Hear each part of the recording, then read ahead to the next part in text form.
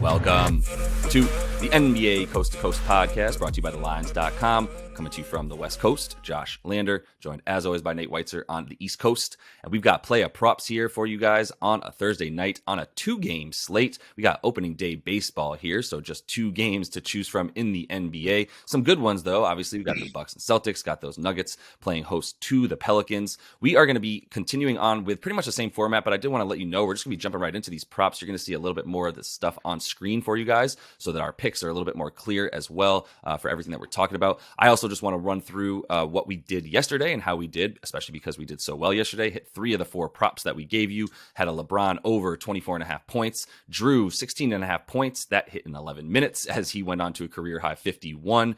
Marvin Bagley III did have an under, and we called an over on his points and rebounds combined, 24.5. That was because James Wiseman did the bulk of the work down low for that pesky young Pistons team. And then we had CP3 go over 21.5 points and assists, thanks to those 19 points that he did score. So we're going to jump right into our first pick here, Nate, that you are liking in that Giannis, it is Giannis, and it's in that Boston and Bucks game.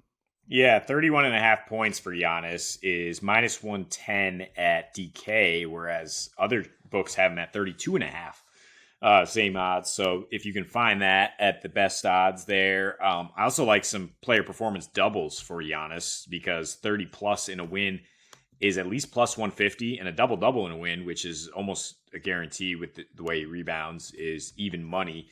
And I think the Bucks are going to win. You can watch the game video to see why we explain. But I mean, yeah, I mean, you see the motivation from Giannis in really any game, but especially in these like high-profile games. Against Boston, he had played pretty poorly in the regular season until his last one, where he had 36, 13, and 9, and 8 turnovers, by the way, kind of forcing it with a 40% usage rate, but got to the line 19 times, played 46 minutes.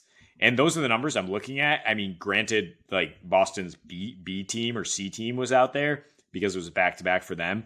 But it's just the aggressiveness and the motivation and the minutes for Giannis that you're trying to follow here. Because in 12 games since he came back from that wrist, he's averaging 31 points in 31 minutes. Like, so if he plays 36 minutes, what do you think is going to happen in at home?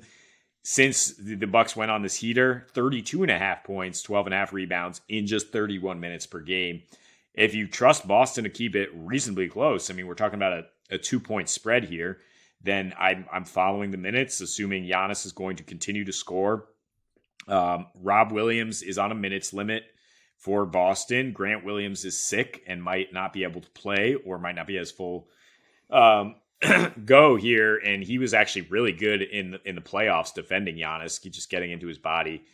In the last 3 regular season games against Boston at home, Bucks offense has exploded. These have all been going over. They've scored 125, and Giannis has scored 33.7, playing 38 minutes per game. So it's exactly what I'm talking about. He's going to get the minutes. He should be scoring.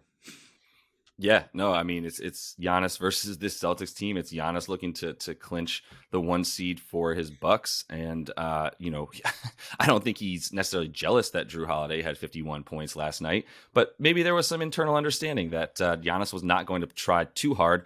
I say that. He had a 31-point triple-double with 17 rebounds, so it's tough to predict when he's not trying. Because he's always 38 points in 32 minutes, yeah. Yeah, 38-point triple-double. I shortchanged him, and then Drew had 51. They're going to have Chris Middleton back tonight, and they've looked pretty good with him as well, but that doesn't necessarily mean he's going to be eating into anything that Giannis does against his team. There's many more answers on Boston for Chris Middleton than there are for Giannis. That goes for across the league as well. So I'm going to talk about that other game real quick and talk about Jamal Murray, 20.5 points. I'm taking it right now, minus 105 on DraftKings, good odds there, and I'm hitting it because whether Jokic plays or not, which is really the storyline of this game before it tipped, right? And we talked about that in the game video where the total, we kind of like an under. Even, I mean, it's already down to 226.5. So steady as she goes. I'm not saying just go ahead and hit the under right now, but like we like less points especially if Joker doesn't play. So if Joker doesn't play, I'm getting ahead of Murray getting over 20 points for sure. If Joker does play, still highly likely that Murray can get over 20 points in this game. Without Joker this season, I mean, 22 points a game and 8 assists. In his last 10 without Joker, that's more like 24.5 points without him, as he was obviously ramping up a little bit more slowly at the start of the season, was Jamal Murray. His usage rate obviously goes up. It goes up to about 29% in the last 8 without Jokic, versus like 25% with him on the season. And then for the Pelicans, not necessarily as good versus point guards. No Jose Alvarado as well. It helps, whomever is playing point guard, which will be Jamal Murray for the Nuggets. In their last 7, giving up the 6th most points per game. They are limiting assists to point guards. They're kind of limiting assists in general, but they've also been just playing awful point guards, and the fact that they're still giving up points. I mean, KPJ on the Rockets played him twice. Obviously, that's a scoring point guard, and you've played Steph, but like you've also played Portland twice in the Spurs, and Dame was not out there, I assure you, and neither was Tony Parker for the Spurs. So it's not like they had anybody play solid point guard for any of those teams that still got, like I said, the 6th most points against them at about 27 a game for point guards there. And yeah, Murray's just making sort of an uptick lately, getting ready for the playoffs. In his last 5, he's hit this prop 4 times. He's averaged 24.5 points as well, and that's exactly what he's averaged versus the Pels in his last 4 versus them, where he's shooting 48% from the field, but 44 from deep as well in 37 minutes versus this team the last 4 times he's played them, including a 32-point outburst that he had earlier this season against them. So I just think it's a really good matchup for him in a situation where even if Joker's playing, I think he'll be looking to dime up, and Murray should get those points. But this is the best way to short Jokic not playing, right? Is to just Also take the Murray prop right now, and you're still probably good, like you're saying, even if he doesn't play. But even if he does play, but yeah, obviously huge usage if he doesn't have the MVP in there. I don't necessarily know how to feel about Jonas Valanciunas if Joker plays versus doesn't play. He's really had some weird fluctuating minutes against Denver in his last few. I will say this season in January, when he only played 19 minutes, it was probably more about his knee and calf issues, which he seems to be past at this point. He was really cooking in 6 games, and a big reason for the Pelicans winning 5 straight, averaging 18 points and 16 rebounds in those 6 games before slowing down against Golden State. And that's why I think his props are low. So I'm taking over 14.5 points or over 10.5 rebounds, a little more confidence in the rebounds even, given his stature there. But the usage rate has really gone up because CJ McCollum is dealing with a hand injury. So you see a 24% usage rate for Jonas in his last 7 versus 22% for CJ. CJ only getting 18 points per game. And yeah, Jonas putting up those big double-doubles. Inconsistent minutes, like I said, in his last few against Denver. Joker didn't play in a couple of those. Zion did play, so different factors to account for.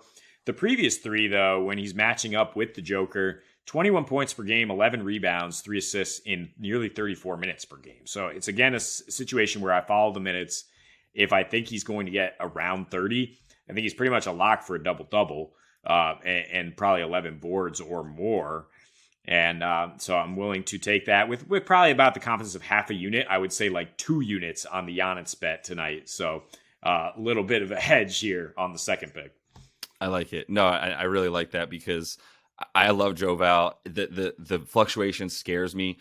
It didn't scare me the last time I took Joe Val with his points and rebounds because that was against the Charlotte Hornets.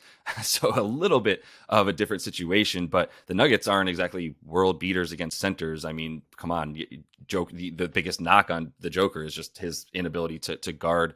I mean, the other best centers in the league. I don't want to shortchange him too much on defense, but for Joe Val tonight in a situation where, once again, not sure we're going to get the best version of Nikola Jokic if he even plays tonight.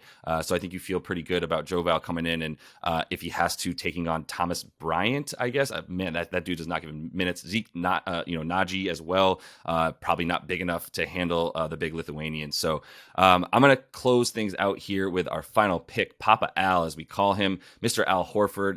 Starting with the points, 8.5, very low in our opinion. I almost said mine, but let's say ours. -113 on FanDuel. You can look at the threes, 2.5 plus 125 for the big man. I think, what's interesting is Rob Will playing? And one, if Rob Will is not playing, then that's probably even more minutes for Papa Al, who already gets a lot of minutes against this Milwaukee Bucks team because of his defense. And then you've got the fact that if he's playing center, the Bucks are a little worse against centers. I mean, in the last 7 especially, they're giving up a ton of points to centers. I think the 4th most to that position since the last 7 games.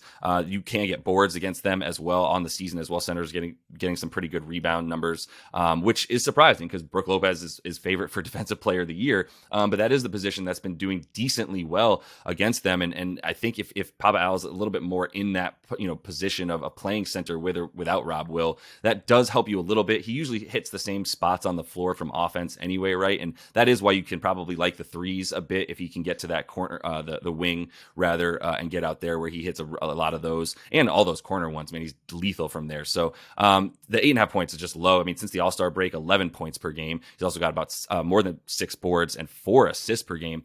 He's at about a plus 48 for this team when he's on the floor. So he's going to be there. That's in 30.5 minutes. In his last 5, he's actually been down a few minutes, down to just 26, but he's still hitting more than 2 threes a game, just about 2.2, right? And that's at about 39% for the big man. So he's still shooting and getting his shots up, even though he hasn't even hit 30 minutes in those last 5 on average. And then versus the Bucks, we know he gets minutes. Like I said, he's got a D up against that huge front court. In the last 2 against them, 10.5 points per game in 32 minutes, and 2.5 threes, 45.5% from deep. So some really good shooting numbers because he is sort of the last man on that rotation when they're passing the ball around the wing against the Bucks, often whether he's on the wing or in the corner, like I said. And I'll let you talk about the head nod game for our boy when he had 30 points on 11 of 14 field goals, shaking his big, beautiful Haitian head. Talk about that for a minute. He's Dominican, first of all. Dominican, excuse me. God, that was terrible. My bad. Dominican. But yeah, it was when Giannis dunked on him, gave him the stare down, got the tech, and then Horford proceeded to dominate the rest of the game en route to 30 points. And then he went ice cold in that series as the Bucks kind of just ran him off the 3-point line. So that's the one thing to give you pause here. But I like what you said about being the last man in the rotation here. If the Celtics are able to move the ball around and play the way they're capable of, they can get good looks against the Bucks, who, while they've been better against the 3 this year, is still giving up 38% in a recent stretch at home. So the plus odds on him to hit 3 threes, don't hate it. But it's another situation, yes, once again, where I'm just looking to follow the minutes. I think Rob, if he does play, he's probably only playing around 18 to 20 minutes. Mm-hmm. And Al can play power forward, especially when you're talking about a Bucks team that's big all the time. So the Celtics almost, kind of saving him for this one. If you see that he's played 26 minutes per game his last 5, but now he's going to come in and definitely get, I think, north of 30 minutes against Giannis and company.